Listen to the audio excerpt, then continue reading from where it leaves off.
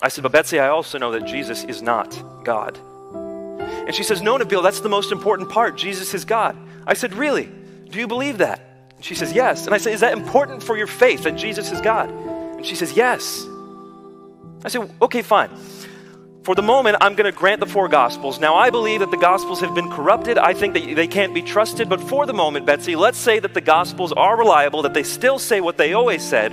Where does Jesus claim to be God in the Gospels? I said, Betsy, if you want to see what Jesus actually says about himself, why not go to the Gospel of Mark, where Jesus is walking through a crowd and someone touches him and he says, who touched me? Are you telling me God doesn't know who touches him? Or how about when he says, why do you call me good? No one is good but God alone. How could he be God if he's asking that question?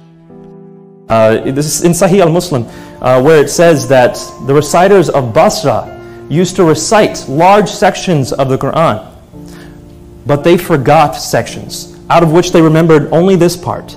And they would recite portions out of large sections they had forgotten. Those are not found in the Quran today.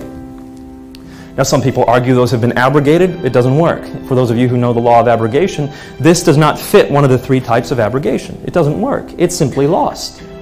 So you have the early Muslims arguing over these things. You have records saying portions are lost. You cannot, once again, objectively conclude that the Quran has been perfectly preserved. Again, you can defend it. As a defensive position, sure, defend it all you want. And I'm not up here arguing that the theology has been changed. I'm not arguing that. I think the early Muslims did an excellent job of preserving their theology. I'm just talking about the verbatim preservation of the Quran. There's no good reason to believe that once you look at the earliest sources, unless you're coming at it from a defensive angle. It's Mark 14:62. And in this one verse, Jesus makes 2, if not 3 references to the Old Testament, saying, I am the God of Moses, I am the God of Daniel, I am the God of David. And he does it so clearly that the high priests immediately tear their robes and say, you have heard the blasphemy, what shall we do? And that's the reason why they decided to crucify him.